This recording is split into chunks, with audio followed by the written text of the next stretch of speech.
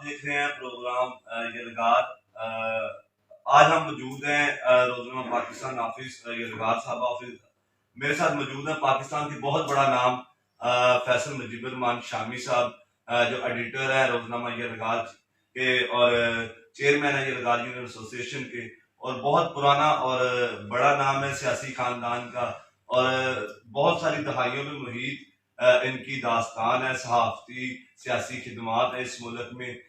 जो मौजूदा सियासी सूरत हाल चल रही है मुल्क में, गहमा गहमी चल रही है, इस हवाले से आज इनसे रहनुमाई लेंगे और आप तक पहुंचाएंगे। और जो मौजूदा मूवमेंट चल रही है लॉन्ग मार्च की, इमरान खान साहब की, उस हवाले से इनसे आज बातचीत करेंगे।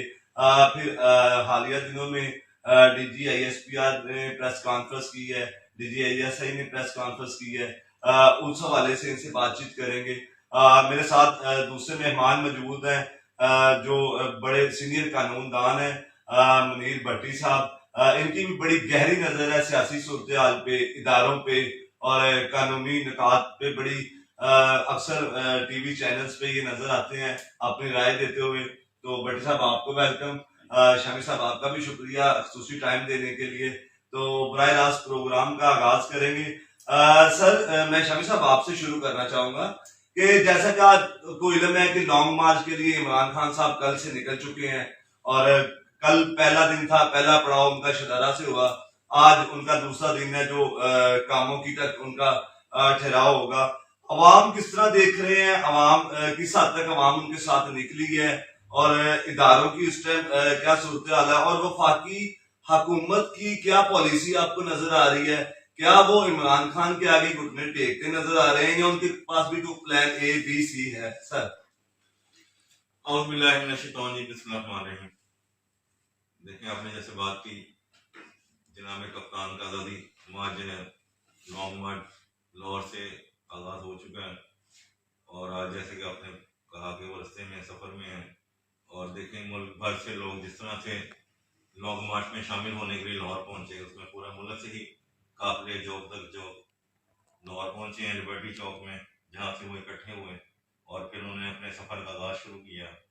और लॉन्ग मार्च का तो आगाज लिबर्टी चौक से शुरू हुआ है, और उसमें जनाब इमरान खान साहब ने बहुत सी बातें की, तकरीरें भी की, और उसमें उन्होंने जिस तरह से वो हमारे अहम इदारे के सरबराह हैं उनके खिलाफ भी बातचीत की, मतलब उनको भी मुखातब किया। लेकिन वो हमारे बहुत से दोस्त कह रहे हैं कि बहुत अफसोसनाक बात है, क्योंकि भारत को एक अलग इशू है, लेकिन उस तरह से वो बोलना नहीं चाहिए किसी अफसर के खिलाफ।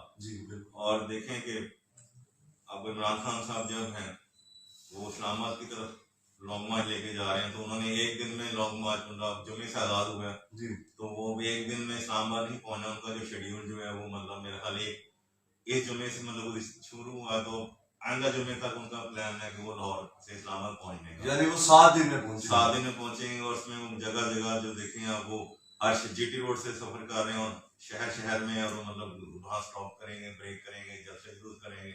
और मेरा ये ख्याल है कि मतलब देखें, लॉन्ग मार्च जो हो रहा है, मेरा ख्याल हो सकता है कि जनाब इमरान खान साहब की आंदा इलेक्शनों की तैयारियां भी हो, क्योंकि वो चाह रहे हैं इमरान खान साहब। आप कह रहे हैं कि ये सियासी कैंपेन जनरल इलेक्शन क्यों? हाँ जी, देखें ना, जनरल इलेक्शन क्योंकि इमरान खान साहब हुकूमत को दबाव डाल रहे हैं कि इलेक्शन करवाए जाए, लेकिन हुकूमत जो है वो चाह रही है कि मुद्दत पूरी की जाए। वैसे ही मेरा तो 2-4 महीने रह गए हुकूमत के। और फिर अब देखें, इन्होंने जनाब खान साहब ने इस्लामाबाद में धरने की भी दरखास्त दी है, और हमने पहले भी कह दिया था कि ये लॉन्ग मार्च होगा या इस्लामाबाद जाके धरने की शक्ल इख्तियार करेगा। और धरना देने का उनको पता है कि पहले भी वो धरना दे चुके हैं, जनाब नवाज शरीफ साहब के दौर में तो धरना देने के तो वो मास्टर हैं। लेकिन अब उन्होंने इजाजत मांगी थी इस्लामाबाद में F9 पार्क में, तो हुकूमत की तरफ से उनको अभी तक इजाजत नहीं दी गई। लेकिन आपने जैसे कहा कि हुकूमत ने क्या हिकमत अमली इख्तियार की, तो देखिए इस्लामाबाद की सड़कों पे जगह जगह इस वक्त आपको कंटेनर नजर आ रहे हैं।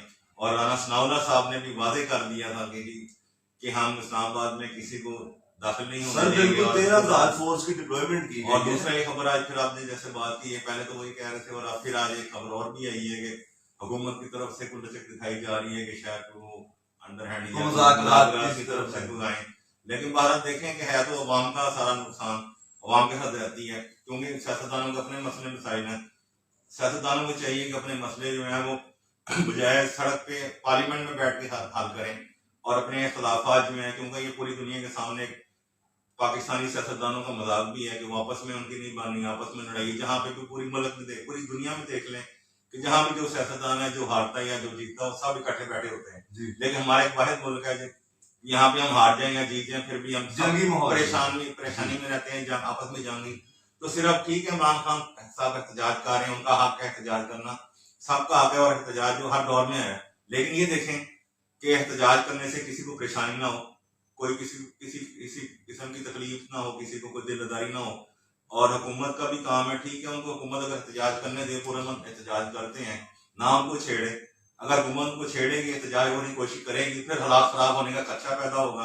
तो इसलिए हुकूमत को चाहिए। सर मसला एहतजाज से नहीं, मसला आला इदारों और इदारों के सरबराहान के खिलाफ बयानबाजी कर रही है, जो पीटीआई की जानिब से, उनके रहनुमाओं की जानिब से मुसलसल की जा रही है, जो माजी में भी देखने को मिला था।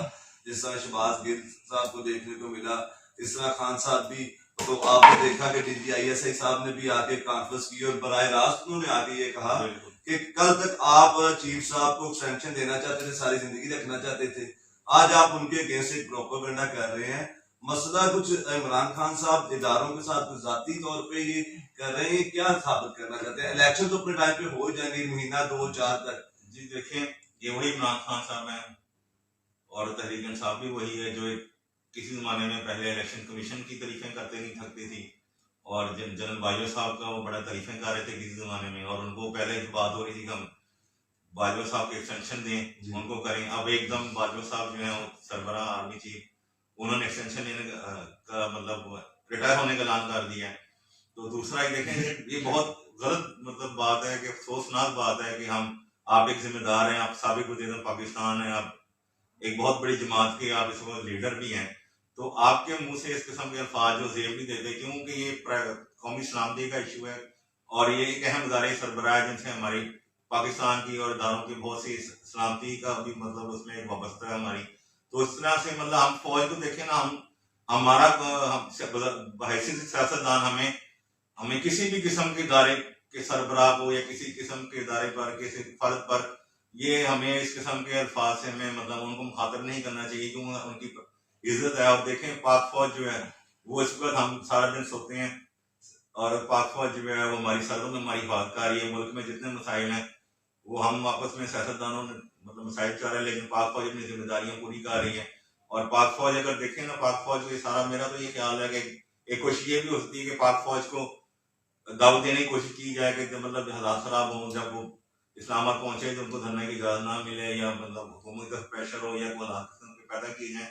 लेकिन एक गलत बात है, और ये इस पे क्योंकि खान साहब एक जिम्मेदार सियासतदान है, सियासी रहनुमा है, तो उनको अपनी बात पे गौर करना चाहिए। क्योंकि बहुत अच्छी बात कही है फैसल शामी साहब ने कि खान साहब को थोड़ा सा कौमी सलामती को देखते हुए इदारों को सियासत से बाहर रखना चाहिए, इदारों के सरबराहान को सियासत से बाहर रखना चाहिए। माजी में ये खुद ही चीफ इलेक्शन कमीशन राजा सिकंदर सुल्तान साहब को लाए, फिर उन्हीं के खिलाफ इन्होंने तकारारी की, पीटीआई पूरी ने उनके खिलाफ एहतजाज किए, इल्जाम लगाए, फिर इसी जनरल साहब बाजवा साहब की तारीफों के पुल बांधे गए और उनके साथ मुलाकातें दौरे किए गए।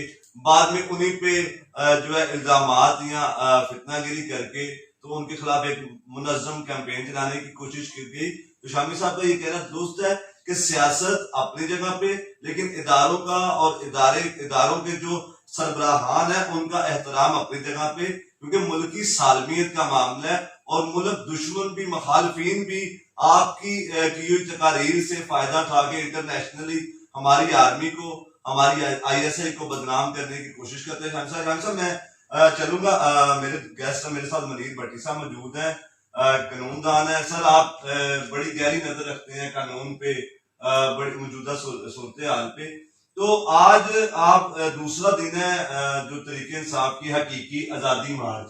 पहले तो ये डेफिनेशन को जरा थोड़ा सा आप रोशनी डाल दें कि ये हकीकी आजादी 47 में जो मिली है, हमने जो पढ़ी है, जो किताबों में आने वाले बच्चे भी पढ़ते हैं, हमने तो वही देखी है कि 1947 में मिली है। तो ये हकीकी आजादी का भी थोड़ा सा समझा दें स्लोगन क्या है। और दूसरा इमरान खान साहब की ये जो लॉन्ग मार्च है, इसका आप क्या देख रहे हैं? वफाकी हुकूमत का प्लान किस तरह देख रहे हैं और खान साहब किस हद तक कामयाब होते नजर आ रहे हैं सर? बिस्मिल्लाहिर्रहमानिर्रहीम जी। आपने पूछा जी कि हकीकी आज़ादी आज़ादी हमें 14 अगस्त 1947 को ही कहते ने दे दी थी। अब तो वही आज़ादी चल रही है। अब कोई कहे कि पितर मादर आज़ाद होना है तो वो और बात है। तो ये आवाम को सिर्फ एक स्लोगन दिया है कि आवाम को बेवकूफ़ बनाने की कोशिश की गई है। आवाम को ये सोचना चाहिए कि जिस लीडर ने ये कॉल दी है उस वक्त कॉल दिया जब अदालतों ने इमरान खान साहब को नाअहल कर दिया। अब नाअहल करने के बाद आप उस अपील में जाओ।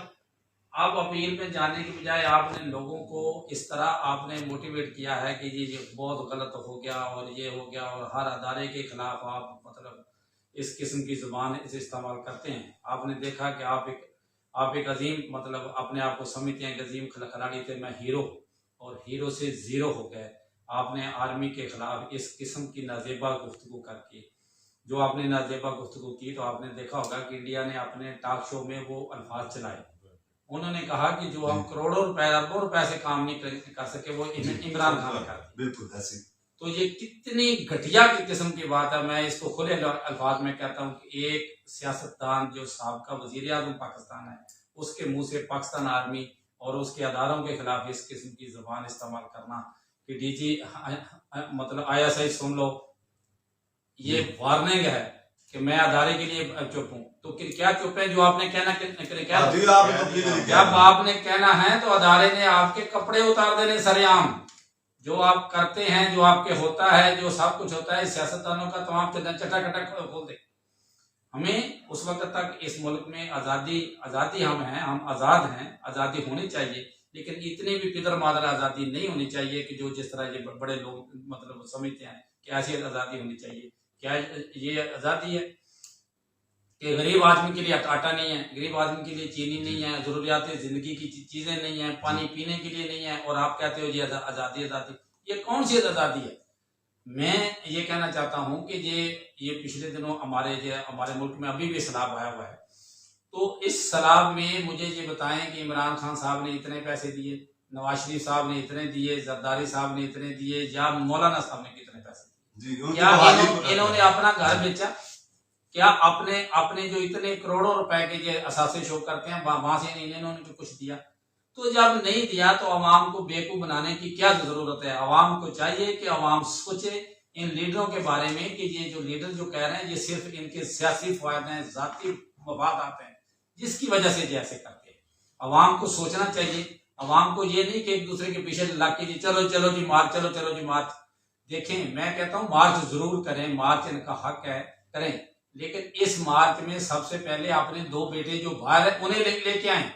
इमरान खान साहब अपने बेटों को कंटेनर पे चढ़ाएं, अपने बेटों को मोटरसाइकिलों पे चढ़ाएं और कहें कि आओ जी हम कुर्बानी देने के लिए तैयार। देखें, आप अपनी औलाद को बाहर भेजते हो, लोगों के बच्चों की कुर्बानियां देते हो। ये कौन सी रियासत मदीना है? कौन सी आपकी सियासत है? कौन सा आपके नया अपना वो आ गया? आपको सोचना चाहिए कि इस कौम ने आपको बड़ी इज्जत दी। अब आपके जवाल का टाइम शुरू हो गया।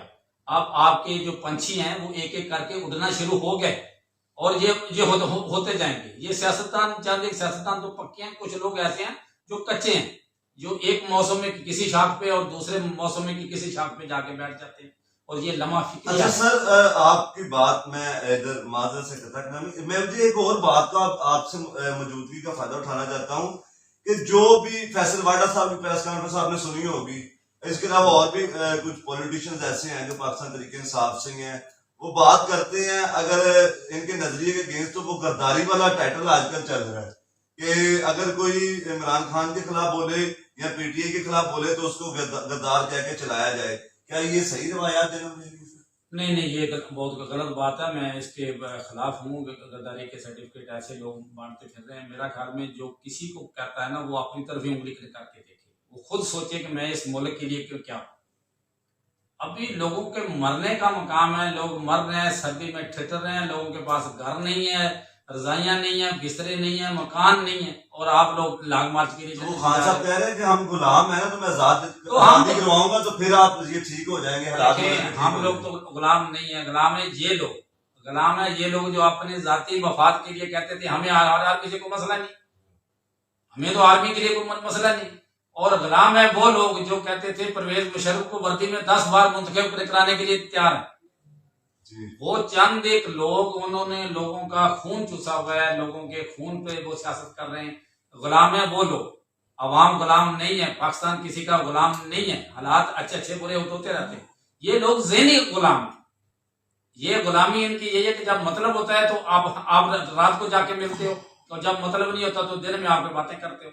शर्म आनी चाहिए पाकिस्तान के लीडरों को, ऐसे जो लीडर जो रात को जाके मुलाकातें करते हैं। और इन्हें तो ममनून होना चाहिए पाक आर्मी का, कि जिनकी बदौलत ये सब कुछ है, नहीं तो इनकी क्या मतलब जरूरत है। और वो मुफ्ती साहब बड़ी बातें करते थे, देखा पर परवेज मुशर्रफ साहब ने कैसे मिलिया मेट पे कर दिया। तो ये इनके सोचना चाहिए कि ये ऐसा नहीं होना चाहिए। एक लीडर को अपने मकाम के मुताबिक बात करनी चाहिए, लोगों को मोटिवेट करना चाहिए। और ये जो लॉन्ग मार्च है, लॉन्ग मार्च मेरे ख्याल में ये बिल्कुल नाकाम है। ये एजेंसियों को बदनाम करने का एक बहाना है, और मुल्क को बदनाम करने का, ताकि दूसरे लोगों जो हमारे मुल्क में आके पैसा लगा के कारोबार करना चाहते हैं वो ना करें, वो लोगों को डराएं। ये इमरान खान साहब की हुकूमत का शुरू से वतीरा है और ये चलता चला जाए। सर बहुत शुक्रिया, मैं आपकी तरफ आता हूँ। शामिल साहब, मुख्तसर वक्त में मुझे ये बता दीजिएगा कि एक तोशा खाना केस आया है, तो उसमें इलेक्शन कमीशन का फैसला भी आपने देखा होगा, तो क्या उस फैसले को किस तरह देख रहे हैं आप? और माजी में भी इस तरह की मामलात हुए तो उनमें सजाएं भी मिली, लोग नाअहल भी हुए, तो इमरान खान साहब कौन सा कानून चाहते हैं कि दूसरों के लिए एक अलग कानून हो? अगर तोशा खान बेईमानी या ऐसा कोई भी अमल हो जिसमें बदयांती साबित होती हो, वो 1 रुपए का हो, 1 करोड़ का हो, वो है तो बदयांती है, गैर। तो अगर इलेक्शन कमीशन ने उसमें नाअहल किया है, वो ठीक किया है। और ये जो इलेक्शन कमीशन के खिलाफ इसके बाद जो मुहावरे चल रही है, ये आप किस तरह देखते हैं कि तोशा खाना केस, इसकी ग्राउंड क्या है, इसकी हकीकत क्या है, इसमें वाकई नाअहल बनते हैं इमरान खान साहब? देखें, तोशा खाना रेफरेंस जो आपने बात की, ये कोई नई बात नहीं जी ये इमरान खान साहब के खिलाफ एक इलेक्शन कमीशन का फैसला है जी। और देखें कि तोशा खाना जो है वो तहाइफ हैं जो गैर ममालिक से सरबराहान आते हैं, ये जाते हैं तो उनको मिलते हैं, और वो तहाइफ जो है तोशा खाना में आपको जमा करवाने पड़ते हैं। तोशा खाना एक ऐसा अदारा है जैसे पुलिस का माल खाना सामने, और माल जो होता है मसरूका माल वो जमा कराना होता है, ऐसे ही इनके मिलने वाले तहाइफ जो है वो जमा करवाने होते हैं, वो सरकार को मिलते हैं, लेकिन रसीद तो नहीं मिलती। हाँ जी, वो क्योंकि वो मतलब स्टेट के होते हैं, लेकिन उसमें से मैं उस दिन पढ़ रहा था, उसमें एक है कि 30,000 तक तहाइफ जो है वो एक लिमिट है, वो आप जिसको मिलते हैं अपने पास रख सकता है, लेकिन उससे ऊपर उनको जमा कराने होते हैं या फिर वो उसमें आप खरीद लेते हैं। अब उसमें जो आप देखें, जैसे बात की पहले जरदारी साहब के ऊपर की मतलब खिलाफ ये तोशा खाना रेफरेंस बना, मियां नवाशी साहब के खिलाफ बना, फिर शौकत अजीज साहब को देख लें, फिर जनरल मुशर्रफ साहब के खिलाफ भी ये रेफरेंस आया। तो उसमें देखें ना, तोशा खाना रेफरेंस ये अब इमरान खान साहब के पास हुआ है, कोई नई बात नहीं है, तारीख उठा के देख लें, हर चीज आपके सामने है। तो अब ये इमरान खान साहब के खिलाफ हुआ और इलेक्शन कमीशन का फैसला आया, तो उस दिन जब फैसला आया तो देखें पूरे मुल्क में हंगामा रही शुरू हो गई। वो भट्टी साहब वाली बात के दबाव में लाने की कोशिश हो रही है, साजिश की जा रही है। तो देखें, ठीक है, फैसला है, उसको आप फेस करें। अब कानूनी तरीका ये तो कोई नहीं कि हम लेके जी हम सड़कों पे आ जाए, कानूनी तरीके से फेस करें। और इलेक्शन कमीशन का फैसला है, उसके हवाले से देखें कि इसमें आपको सजा और 3 साल कैद भी इसके अंदर हो सकती है, और 1 लाख या पता नहीं 3 लाख जुर्माना भी इसके अंदर है, या दोनों सजाएं इकट्ठी हो सकती हैं। तो ठीक है, इमरान खान साहब उसको फेस करें, ना कि इदारों को ब्लैकमेल करके या अपना वो एक इस शर्त पे खेलूंगी पिया प्यार की बाली हालत तो तुझे मोहम्मद जीतू तो पिया तेरी। तो खान साहब वो वाला खेल खेल रहे हैं कि मतलब एक तरफ वो कह रहे हैं जी मैं जीतूंगा, जब हार जाए फिर वो मैदान में आ जाए। अब एहतजाज भी कर रहे हैं, उस पर तोशा खाना जो उनको फेस करना चाहिए अदालतों के सामने, अदालतों का जो फैसला है उसको। सर एक जुमला हमारे बहुत सीनियर एंकर पर्सन जिनका बड़ा दिल दहला देने वाला वाकया है अरशद शरीफ साहब का, उनके हवाले से आप क्या कहना चाहेंगे? जो उनका वाकया उनका कीनिया में पेश आया है, DGISPR ने और DGISA ने ये वाज़ेह कहा है कि किन किन लोगों को इसमें शामिल तफ्तीश किया जाए, इंटरोगेट किया जाए, किन्होंने उनको मदद की, किन्होंने उनको बाहर जाने का कहा, किन्होंने उनकी रिहाइश का इंतजाम किया बाहर दुबई में, किन्होंने उनको आगे से कीनिया जाने का कहा, जबकि पाकिस्तान का पासपोर्ट 36 से 38 ममालिक में और वैलिड है जहाँ पे वीजा की जरूरत नहीं पड़ती। तो इस केस को लेके आप क्या देख रहे हैं? तहकीकाती कमेटी भी बन गई है, कीनिया भी गई है। देखे ना, कीनिया तो उनको उसका जाना पड़ गया कि मतलब वो लिहाज से एंट्री फ्री वीजा फ्री मुल्क था पाकिस्तान के लिए, लेकिन उससे पहले दुबई गए अरशद शहीद साहब। और फिर देखेंगे ये उनकी शहादत कोई पहला वाकया नहीं है। इससे पहले भी हमारे साफी भाई जितने बहुत बेशुमार साफी भाई हैं जो अपनी जानों का नजारा पेश कर चुके हैं, जिनको रोज धमकियां मिलती हैं, जिनको रोज घरों से निकलते हुए डर होता है कि पता नहीं आज अल्लाह माफ करे, खुदा ना खाता क्या हो जाए। तो अरशद शहीद साहब को देखें, बात की आपने इमरान खान साहब का बयान पढ़ लें। सर हम सब पाकिस्तान में भी सिक्योर है तो वो भी सिक्योर रह सकते थे, ऐसा कोई इशू नहीं है। देखें पाकिस्तान इस वक्त अल्लाह के हुक्म से पूरे मन मुल्क का सबसे महफूज तरीन मुल्क पाकिस्तान है। अब देखें उनको ऊपर था, ठीक है, अभी भी उनका अदालत में केस चल रहा है, कल भी कॉल लिस्ट निकली है, अदालत से मुकदमा उनके ऊपर चल रहा है, वो शहीद हो गए हैं। लेकिन देखें कि इमरान खान साहब ने कहा जी मुझे पता था, मैंने उनको कहा कि वो मुल्क से बाहर चले जाए और आपकी जान को खतरा है, उनको धमकियां मिल रही है फला। तो देखें इमरान खान साहब के ने तो ठीक है बयान दिए, लेकिन उनके बयान से उनके मुखालफिन जो है वो बहुत से गलत नताइज अखज़ कर रहे हैं। तो अब ये वाकया हुआ है और उस पर आज कहा भी गया है कि इस पर कमेटी भी बनाई जा रही है, मतलब हर अब तक बन चुकी होगी। तो असल में देखें ना, बात ये है कि हमारे एक भाई साफी भाई हैं, ठीक है, वो हमसे जुदा हो गए। अब उसके ऊपर वाकई तफ्तीश करें या मतलब वो जो भी करें वो तहकीकात करी जाए, लेकिन एक जो हमारा भाई चला गया और दुनिया में वापस तो नहीं आ सकता और हुकूमत का काम है। और हमारे साफी भाई सारी बरादरी मुतालबा भी कर रही है हुकूमत से कि अरशद शरीफ साहब के शहीद के कत्ल के असबाब सारी दुनिया के सामने लाए जाएं, क्योंकि उनको जिस तरह से कीनिया में गैर मुल्क में उनको कत्ल किया गया और सारा एक पहले इस वाक़े को देखें तो कोशिश की थी और फिर ये सोशल मीडिया पे एकदम एक वाक़या चला और पूरे मुल्क में जंगल की आग पूरी दुनिया में बात सोचना वाक़या है। और हुकूमत का काम है कि इसमें अपनी जिम्मेदारी पूरी करे। बेशक वो हुकूमत के मुखालिफ पार्टी में थे या जो भी थे, लेकिन एक इंसाफ के तकाजे पूरे किए, तहकीकात जो है वो शफाफ होनी चाहिए। हाँ जी, और इंसाफ के तकाजे पूरे करके और जो इस वाकई में मुलव्वस हैं उनको कड़ी से कड़ी सजा दिलवाई जाए। बहुत अपना बड़ साहब, मैं मुख्तसर वक्त में वक्त खत्म हो जाता है तो मैं आपसे एक रहनुमाई चाहता हूँ कि आप रिवर्स को भी दे दें और हमारी भी रहनुमाई कर दें कि अभी मौजूदा सियासतदानों को, वो हुकूमत है या अपोजिशन के इरकान है, किसी जमात के भी हैं, अपने मुल्की हालात को देखते हुए आप क्या कहना चाहेंगे? इस टाइम गुर्बत, बेरोजगारी, महंगाई में हम पिछे हुए हैं और एक जमात लॉन्ग मार्च कर रही है। हुकूमत की भी बहुत सारी गलतियां हैं कि उनकी गलतियों को, कमजोरियों को देखते हुए इमरान खान साहब जो है वो सियासी तौर पे मजबूत होकर जो इस चीजों को इस्तेमाल कर रहे हैं। अगर हुकूमत ठीक डायरेक्शन में काम कर रही हो तो फिर किसी को मौका नहीं मिलता। तो मौजूदा सियासतदानों को आप पाकिस्तान की सालमियत के लिए, पाकिस्तान की अवाम के लिए क्या कहना चाहेंगे कि इस वक्त हमें क्या करना चाहिए? मिलके चलना चाहिए, किस तरफ डायरेक्शन में जाना चाहिए? देखिए जी, बात यह है, मुल्की हालात जिस किस्म के हैं तमाम सियासतदानों को मिलना चाहिए, लेकिन उस सियासतदान से मिलना चाहिए जो जिसकी 4 दिन हुकूमत आई और उसने किसी से हाथ नहीं मिलाया और वो सरेआम के कहता था कि मैं इन चोरों से हाथ नहीं मिलाऊंगा। अब तो आपने अदालत ने कह दिया कि आप चोर हैं, आपके खिलाफ कानूनी कार्रवाई की है। तो जो किसी को कहता है वो उंगलियां अगर इसी तरह रहा तो ये सिस्टम नहीं चलेगा। ये खतरनाक रवश है जो एक इख्तियार करके हमारा मुल्क।